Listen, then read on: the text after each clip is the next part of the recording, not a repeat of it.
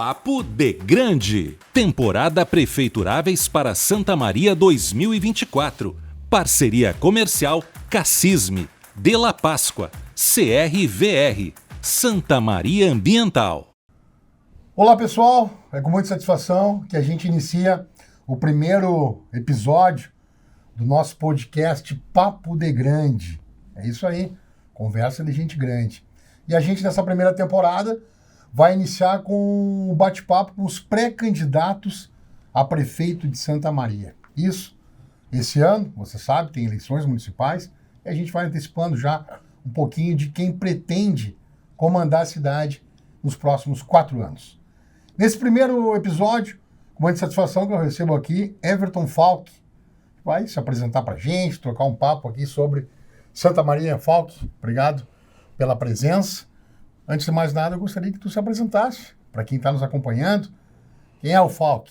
Prazer estar contigo. Alexandre, em primeiro lugar, eu fico muito honrado e te parabenizo pelo programa. Até comentei contigo, Santa Maria precisa desses espaços onde a gente pode discutir a cidade, onde a gente pode realmente fazer reflexões sobre a nossa aldeia, onde a gente vive. E a tua pergunta é muito interessante para mim, quem é o Falck? E tem uma coisa hoje que me incomoda, toda vez que eu vejo quem é o Falck é um empresário. Não, o Falck é um economista de formação e assim ele trabalha com a visão de um economista. Por circunstâncias está empreendendo.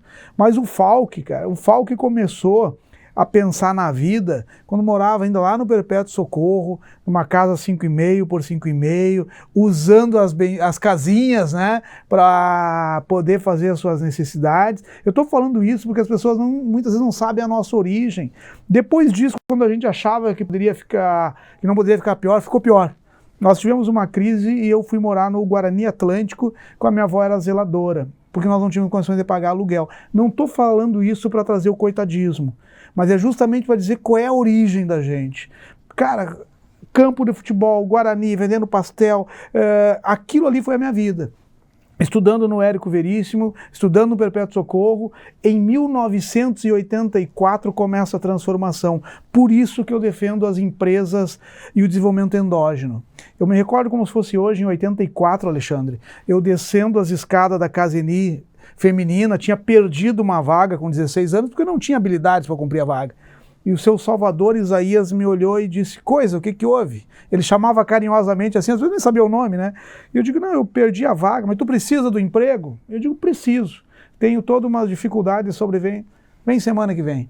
Esse homem, e eu até me emociono quando falo isso, porque ele me deu a primeira oportunidade de trabalho, que hoje nem se pode dar, com 16 anos, e ele me retira de um ambiente normal da adolescência, né, que pouca responsabilidade, agitando nos campos, aquela coisa toda, e eu começo a trabalhar, e ali eu começo a enxergar um novo mundo. Um ano depois eu fui trabalhar no escritório secretário de São Salvador. A partir dali eu vi a importância de você estudar, e que era possível sim, era possível tu transformar a tua vida através de um caminho que é a educação. Estudei contabilidade, com salário da Caseni, ajudando em casa e pagando o Colégio Santa Maria, eu me formei em contabilidade. Fui fazer economia, aí eu já estava na primeira grande empresa que eu trabalhei, do Grupo Brahma, na época era Indústria Refrigerantes Montenegro, fabricante da Pepsi Cola, lá no bairro Noal. Cara, eu estou falando tudo isso porque isso mostra uma coisa que me trouxe para a política. Eu sempre pensei, depois eu fui para a BASF, uma companhia que eu fiquei muitos anos, me formei em economia, fiz MBA em gestão, e quando eu estava assim no ápice da maturidade, preparando para encerrar a minha carreira corporativa, eu comecei a dar aula de economia e disse, agora eu vou fazer política, porque eu já não vou depender do emprego político. Agora eu sou um profissional que cumpriu um ciclo, já estava empreendendo em Santa Maria, a minha família inserida, daí fiz mestrado em política social. Porque essa minha caminhada, Alexandre, que hoje está sendo startada nesse período, ela não é por um acaso, e ela não é por um desejo vaidoso, é por uma consciência de que eu sou uma exceção, mas não pode ser assim. As pessoas, a grande maioria tem que ter a oportunidade de transformar a sua vida pela educação, pelo trabalho, pela produção. Tudo isso eu construí pensando, tudo isso foi planejado, o tempo de fazer a minha carreira, o tempo de constituir a minha empresa, que hoje tem filial em Santiago, filial em Bagé, a matriz em Santa Maria, gera muitos empregos e transformo a vida das pessoas como alguém, seu Salvador Isaías, depois seu Mário Gage, transformaram a minha vida anos atrás. Tudo isso é o Falck. É o cara que é empresário. Eu não gosto do termo empresário, porque empresário é uma condição. Mas atrás do empresário tem alguém com uma formação, ou talvez nem tenha formação, mas tem uma aptidão, né? Então esse é o cara que hoje você coloca numa pré-condição, né? Hoje nós somos pré-candidatos a dirigir Santa Maria, porque eu me vejo hoje em condições de ser o gestor de Santa Maria, porque eu tenho uma visão e uma experiência da vida da grande maioria das pessoas, eu tenho uma experiência no mundo empresarial, tenho a academia e tenho o mais importante, que para mim foi a faculdade fundamental para encarar esse desafio. 7 anos trabalhando honrosamente num governo, que nós lutamos para ganhar o governo. Até me perguntam, mas tu está no governo? Sim, eu estou no governo. Eu estou num governo que eu pedi voto, que eu assumi compromissos. Votem em nós que nós temos um projeto. Obviamente que liderado pelo atual prefeito, então não é demérito nenhum hoje nós apresentarmos também uma opção, e volto a dizer, pré-opção, pré-candidatura, mas tudo na minha vida, por tudo que eu vivi, sempre foi pensado, sempre foi planejado, mas acima de tudo, com interesse de que eu possa ser um instrumento como alguém, como o seu Salvador foi na minha vida. E eu não me canso de falar isso, e não vou entrar nos caminhos que eu poderia ter tomado se eu continuasse na vida que eu estava, com 16 anos solto no mundo, sem ter condições mínimas de viver. Isso me coloca nessa obrigação, assim, mas com consciência, e como eu digo, eu me preparei para essa condição. Perfeito. Tu já antecipou um pouco dessa segunda pergunta, que seria por que o eleitor de Santa Maria deve apostar no Everton Falck? Olha, como a gente volta a ressaltar, pré-candidatura, né? A gente não pode nem pedir, e não é justo, e não vamos fazer isso. Mas que eu quero conquistar das pessoas, e eu sempre trabalhei isso como base da minha formação, a gente precisa ter respeito e confiança. Valores afetivos é o convívio que constrói. Então eu coloco isso, eu coloco que eu me preparei tecnicamente, tenho com certeza a melhor das intenções, também quero citar o nome do seu Luiz Coelho, da Luiz Coelho Imóveis, também foi importante na minha vida, que nos cuidou para a gente não sair do eixo da condição moral e ética. Hoje eu tenho 33 anos, em julho, 34 anos de casado. 3 filhos, 3 netos, ou seja, eu estou me colocando numa condição por querer, mas não só, assim, mas não pela vaidade do querer, eu me preparei para isso. Podem ficar certo que a minha caminhada não é uma aventura. É quem se prepara. Hoje eu tenho condições, tenho convicção disso, de discutir todos os temas e o mais importante, do município. Eu sou um defensor do desenvolvimento regional, a nossa metade sul é empobrecida, estudo muito isso, inclusive dia 5 de dezembro fiz uma palestra em Tupã justamente sobre esse tema, desenvolvimento regional, mas eu tenho total clareza que ser gestor de um município é importante você ter visão de mundo, não tenha dúvida disso, mas a pauta é município. A pauta é zeladoria, a pauta é melhores condições na saúde desta população, a pauta é melhores condições da educação nesta população, a pauta é melhor qualidade de vida para Santa Maria, e para isso precisamos de desenvolvimento econômico para gerar oportunidades através da produção. Então eu me sinto assim, podem confiar que eu sou verdadeiro. Quem achar que eu não tenho, e eu sempre digo isso, quem achar que eu não tenho competência não é problema nenhum. Agora, eu não aceito a dúvida da ética e da moral. Se eu estiver passando essa dúvida, aí nada valeu. Então eu me sinto hoje preparado tecnicamente e com boas intenções, porque eu escolhi Santa Maria. Poucas pessoas sabem que quando eu retornei para Santa Maria, eu decidi encerrar um ciclo no mundo corporativo e abrir a nossa empresa aqui. Eu poderia ter ido para outro estado, eu resolvi ficar em Santa Maria por decisão. Nós escolhemos Santa Maria por amar Santa Maria e para pagar essa conta para Santa Maria. E como eu volto a dizer, que nós não sejamos mais as exceções, que nós que tivemos uma origem muito simples e humilde e batalhada, que nós temos que passar a ser o normal. Oportunidade para todos. Perfeito. Tu ingressou na política no PDT, né? Não tô errado. Não. Um partido de centro-esquerda. Hoje tu tá no PL, partido de direita, bem à direita. O que mudou nessa tua concepção? Por que que tu migrou de um partido centro-esquerda, agora pela direita? Como é que tu vê até essa questão de polarização da política nacional atualmente?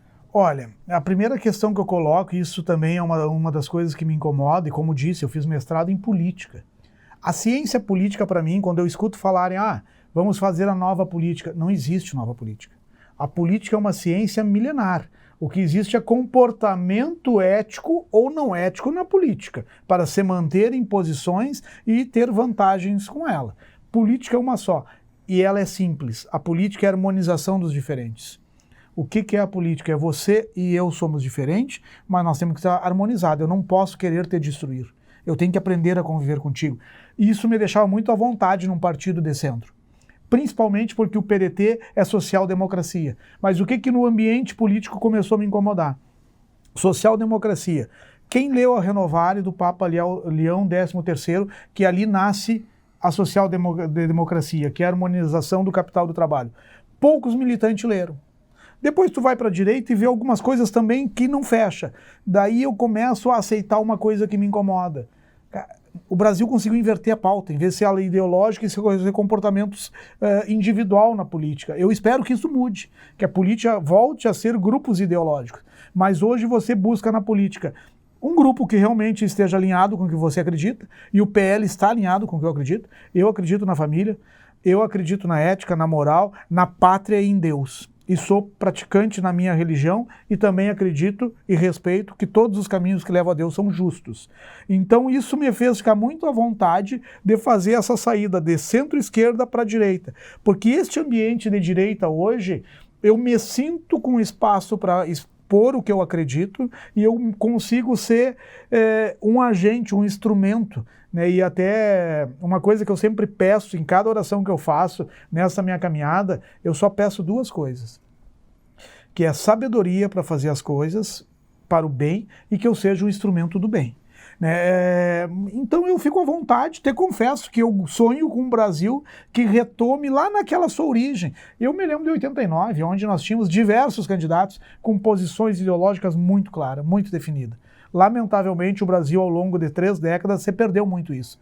Então a gente está defendendo os nossos ideais. E os meus ideais são pátria, família, Deus, ética, moral, e eu encontro tudo isso muito à vontade no PL. Perfeito. Tu faz parte da gestão, tu falou 7 anos junto à atual gestão em Santa Maria. Por exemplo, transporte público. O que você tem de ideia para a cidade? Como é que você vê? A gente sabe que hoje é um problema nacional, mundial até, o transporte público coletivo. Tem uma concepção, uma ideia para Santa Maria? Olha, eu tenho uma ideia. Primeiro, eu participo de um grupo, que eu acho até que tu também participa, que nós temos uma metodologia muito simples, mas efetiva, que é ver, discernir e agir. Que tecnicamente nós vamos falar em diagnóstico, compreensão do diagnóstico e ações. No nosso projeto de trabalho, o que nós já estamos em curso? Desde dezembro. Grupos temáticos com pessoas especialistas daquele setor. Ao mesmo tempo, nós estamos visitando lideranças ou pessoas que queiram falar das suas comunidades, dos seus 42 bairros e mais 9 distritos. Para quê? Esse grupo pensando, com essas dores reais da comunidade, nós estamos... A ideia é, final de fevereiro e março, fechar uma matriz. Justamente com o diagnóstico, a compreensão do diagnóstico e aí vir apresentar.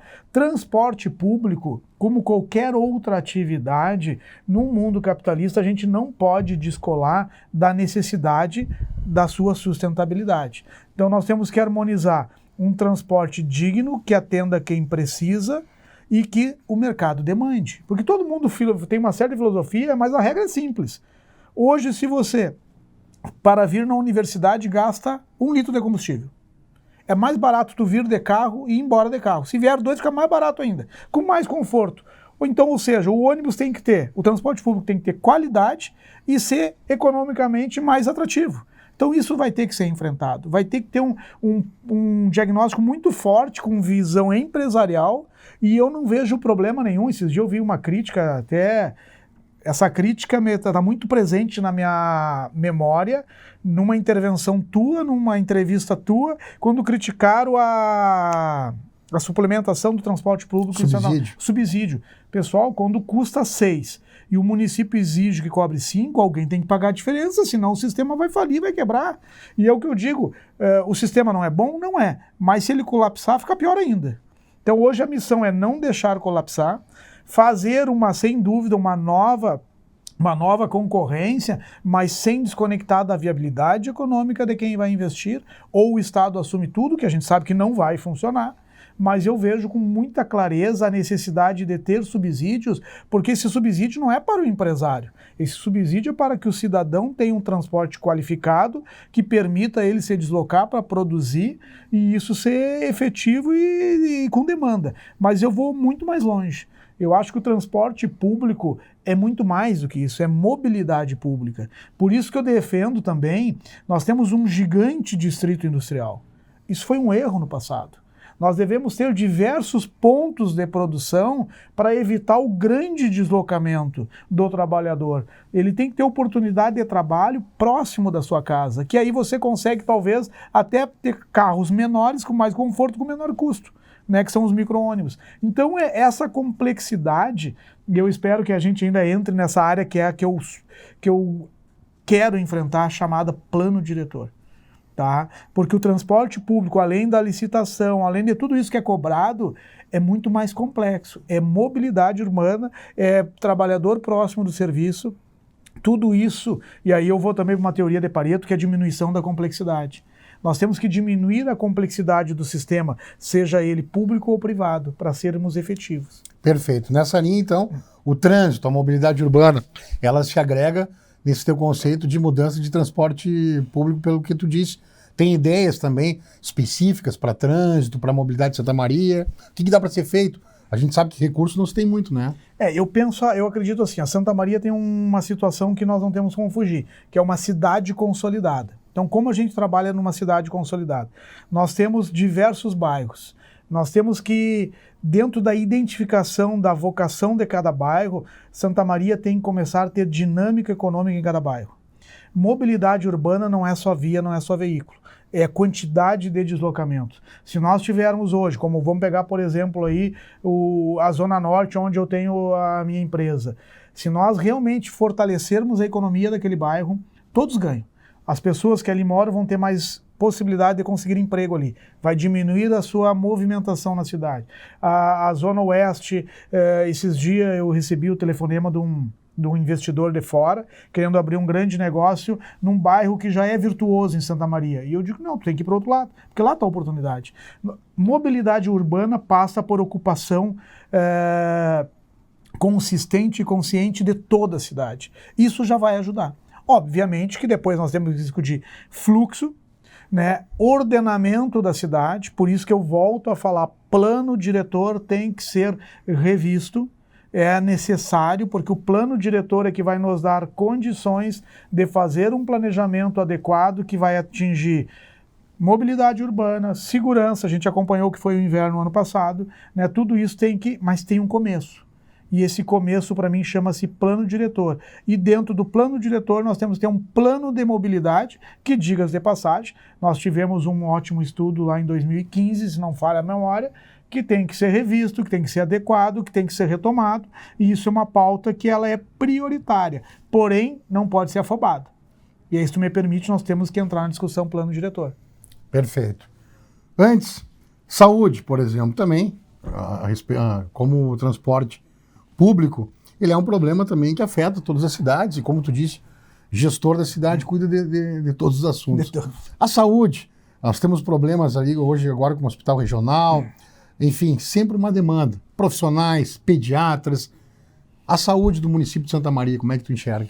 Olha, eu enxergo tanto a saúde, quanto a mobilidade, quanto a habitação, a educação, tudo realmente nós precisamos dar uma parada para afiar os machados. O que é afiar o machado? Nós temos que pensar em planejamento. Que saúde nós temos? Onde é que estão os postos de saúde? Quantos são? esse mapeamento com planejamento para tomar decisão é fundamental. Hoje nós estamos gastando energia aonde e como. A dispersão de energia para mim é o maior problema, tá? A população tem uma comunicação efetiva para entender que o melhor atendimento ele acontece se o primeiro atendimento for bom. E o primeiro atendimento acontece lá no bairro, quando com tranquilidade o clínico geral consegue encaminhar. Então nós temos que ter, não existe solução isolada, só o público, só o privado, só a comunidade. Então uma comunicação efetiva e que traga segurança para a comunidade de chegar num posto de saúde que tem que ser mapeado aonde precisa, quantos precisa, qual é a estrutura, tá? Para que essas pessoas possam ser encaminhadas para um ambiente, para uma situação mais complexa quando ocorre. Eu, por ser caminho entre casa e trabalho, eu passo todos os dias no PA. E a gente percebe, já fui no PA também, isso é outra coisa, Alexandre, que eu tenho feito. Eu me criei andando em ônibus, só que eu andei em ônibus 30 anos atrás. Para falar de ônibus, eu voltei a andar em ônibus. Cara, como é que tá o ônibus? Tu fala de... Eu vejo muitas pessoas criticar o transporte público e nunca entrou no ônibus. Eu vejo criticar algum sistema de trabalho e não trabalham. Né? Essas coisas me incomodam, é testemunho. Né? E eu tenho ido no PA e eu vejo que tem muita gente dedicada, prestando um bom serviço, mas com a sua capacidade de atendimento esgotada. E muitas vezes tu vê quem demanda que não precisava estar ali. Então nós temos que rever isso, tem que voltar atrás. Fui lá na Casa de Saúde, é excelência a traumatologia lá.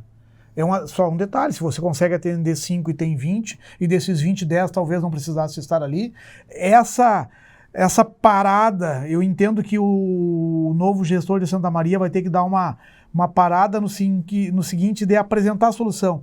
Meio ano tem que ser diagnóstico, que já pode estar acontecendo agora. Nós que estamos mais presentes através dessa experiência, a gente já tem muita informação para aplicar um plano de ação. E por isso essa matriz de ouvir a comunidade ou escutar as suas dores. A saúde de Santa Maria é o mesmo problema que tem no Brasil inteiro. E ela não vai parar. Se alguém acha que em algum momento vai parar, não vai. Até porque a estatística para quem precisa da saúde, ela é 100%. Eu me incomodo quando eu vejo, agora nós estamos bem, de 1000 só 10 tem problema, agora esses 10 para eles é o problema da vida deles. Eu tenho que respeitar isso. Então um diagnóstico muito bem feito de estrutura que tem e o serviço que pode entregar. E se não pode, quem entrega? E se não é o município, que muitas vezes a gente vê algumas discussões, é o Estado, deixa claro que é o Estado. Mostra para o cidadão que o caminho é o Estado. Essa comunicação, acho que ela vai ajudar bastante. Tu fez 2 provocações já para mim do plano diretor. O que tu enxerga? Por que digamos assim, o crescimento de Santa Maria passa pelo plano diretor? E aí já te dou um exemplo. Você citou o Distrito Industrial. Não tem um plano específico para o Distrito Industrial. Ele segue as regras do bairro, por exemplo. O que você mudaria no plano diretor? O que tem que mudar? O que dá para adaptar para melhorar Santa Maria, Falck? Eu acredito que a base do desenvolvimento é um plano diretor e nós temos uma inversão de valores hoje. Hoje a gente discute muito o orçamento do ano, LOA, todas aquelas leis. O próprio plano de governo, o plano de governo é 4 anos e um plano diretor dura 10 anos. Então, vamos voltar à matemática, né? É a regra dos conjuntos. O plano de governo está contido no plano diretor. Olha a importância do plano diretor.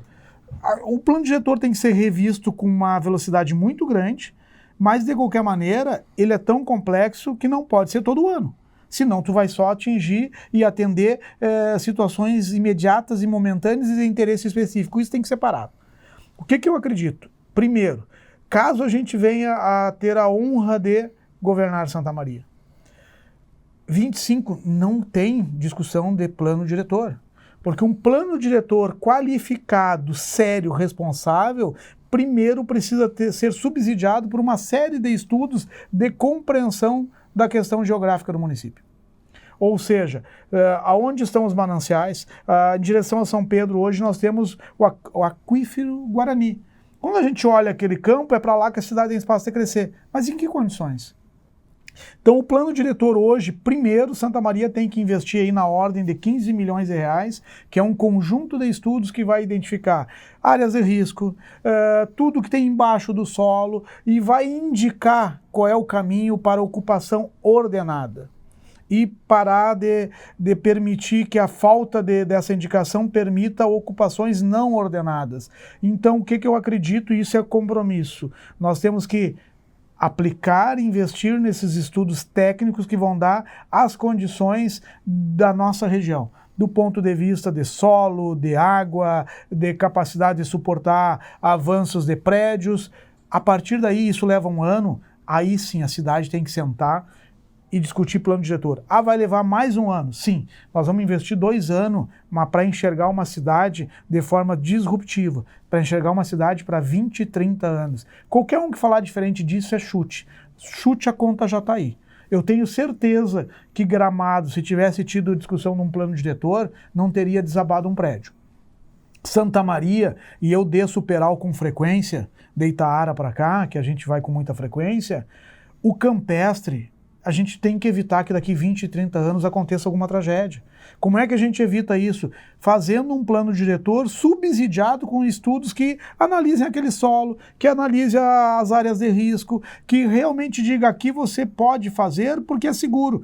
Mesmo tendo interesse comercial, aqui não pode porque não é seguro. Morro do Chechela, a encosta, tudo isso passa por um plano diretor, mas não um plano diretor discutido muitas vezes de forma justa numa audiência pública, mas sem consistência técnica. O cidadão, e eu respeito, ele tem que participar, mas ele tem que ser subsidiado. Eu sou economista, se tu me falar da parte geológica, eu preciso receber a tua informação técnica e aí vou voltar a uma área que eu adoro, que é a responsabilidade de quem merece e quem deve ter responsabilidade. Isso é a liberdade que eu defendo. Essa é a liberdade econômica, essa é a liberdade de poderes, ou seja, o técnico assina e ele é responsável pelo que ele assina. E Santa Maria precisa disso. Eu acredito numa Santa Maria, e aí é uma opinião pessoal, eu escolhi manter a minha família em Santa Maria, voltar para Santa Maria, porque eu conheço muitos lugares e eu não conheço lugar melhor para viver.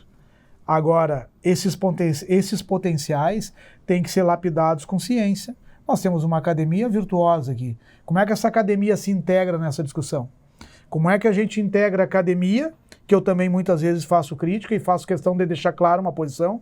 Fala-se muitas vezes que a gente não aproveita os formados em Santa Maria, mas nós temos uma indústria da inovação com mais de 1.000 empregos, onde 50% são pessoas que vêm de fora. Ou seja, nós temos um delay entre formação e mercado. Isso também tem que ser enfrentado.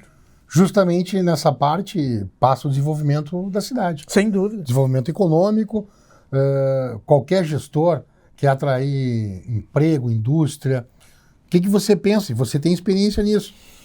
Para o desenvolvimento da cidade. Como é que Santa Maria pode crescer, melhorar os seus índices socioeconômicos? Primeiro, tu fez agora na tua fala, na parte final, tu foi cirúrgico. Desenvolvimento não é crescimento econômico. Desenvolvimento econômico é melhorar os índices de qualidade de vida. IDH, escolaridade, tudo isso é desenvolvimento. Fora isso é só crescimento. E nós temos exemplos diversos no Brasil, cidades com PIB altíssimo e qualidade de vida muito ruim. Eu não quero isso para Santa Maria.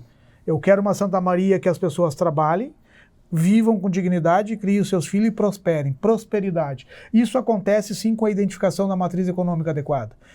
A matriz econômica adequada da inovação, Santa Maria tem mais de 1.000 empregos, com o ticket de salário acima de R$6.000, isso gera desenvolvimento. E desenvolvimento econômico só acontece quando eu busco a riqueza de outros. Ou seja, as nossas empresas têm que virar exportadoras. Nós hoje nós absorvemos muitas empresas de fora, mandamos a nossa riqueza. Nós temos que estimular a capacidade empreendedora para que o varejista de Santa Maria tenha filiais fora de Santa Maria.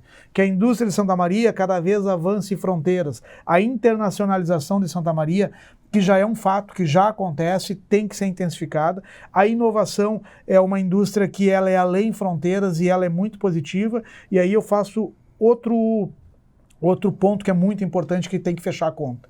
Quando a gente traz uma indústria de ticket salarial baixo, a gente gera uma expectativa de trabalho para a massa, e aí tu recebe pessoas de tudo que é lugar. Tu aumenta o cinturão periférico. Essas pessoas precisam, e é justo, educação, segurança, saneamento básico, qualidade de vida, educação, saúde, tudo isso. E o salário que alguns vão ganhar, de cada 1.000 que vem para ocupar o emprego, vem mais 10 mil que não conseguem um emprego, esse salário deles não paga isso. E aí quem tem que entregar é o município. E aí gera o crescimento, que é o município cada vez com mais dificuldade de entregar o básico para uma grande população. Então o desenvolvimento econômico passa assim, pela inovação, por uma indústria de serviço que Santa Maria é forte. Eu quero trazer os números que para mim são mágicos, né? 2019, Santa Maria vem crescendo a participação no ICM. Quer dizer o quê? Que ela está faturando mais. 2019, se não me falha a memória, 11,1 bilhões de reais. 2020, 14,6 bilhões de reais. 2021, no ápice da crise da pandemia, Santa Maria emitiu de nota fiscal 15,3 bilhões de reais. Ou seja, tem muita renda circulando. Mas está indo para onde? Para que região? Por isso que nós temos que voltar a acreditar no desenvolvimento endógeno, empresas de Santa Maria crescendo para gerar desenvolvimento. O nosso nível de emprego não é ruim, mas pode melhorar e tem que aumentar o ticket de salário. Perfeito. Quero te agradecer a presença e pedir um recado final para quem está nos acompanhando aí. Muito obrigado por participar do Papo de Grande. De Grande, em primeiro lugar, eu fico honrado assim, em ser o primeiro a participar e tenho certeza que os outros vão ser melhores ainda, porque todo mundo vai pegando a experiência, né? Mas assim, ó, o teu trabalho vai fazer a diferença. O teu trabalho vai permitir que as pessoas escutem e que nós possamos ter uma eleição em Santa Maria que começa com essas pré-candidaturas que depois vão se transformar em candidatura, mas que o santamariense possa escolher aquela pessoa que ele mais acredita. E eu tenho certeza que quem se coloca na condição de candidato está interessado por Santa Maria, quer dar o seu melhor por Santa Maria. E cada um vai ter o seu projeto. Cabe ao cidadão escolher o projeto que ele achar que é o que melhor agrada a ele. E que nós tenhamos, isso eu vou fazer um pedido que é um sentimento meu de cidadão, que nós tenhamos um ano eleitoral que discuta projetos e ideias. Se Santa Maria voltar a discutir honra, macular A ou B, não vai prosperar. Santa Maria precisa mostrar que ela é a cidade de cultura, que ela é uma cidade onde a educação é forte e que faça uma política de alto nível, que aí nós vamos ter com certeza a melhor escolha. Eu tenho convicção que todos os nomes que até agora eu já ouvi são cidadãos do bem, bem intencionados. O que nos diferencia é que nós temos visão de mundo e sociedade diferente, o que não nos torna nem melhor nem pior um do que o outro, mas que as pessoas olhem os projetos e escolham os projetos e repudie todo aquele candidato que vier discutir questões pessoais. Nós temos que discutir Santa Maria. Obrigado, Falk. Esse foi Everton Falk, pré-candidato a prefeito de Santa Maria, aqui no Papo de Grande. Até a próxima. Obrigado. Papo de Grande. Temporada Prefeituráveis para Santa Maria 2024. Parceria comercial Cassisme, De La Páscoa, CRVR, Santa Maria Ambiental.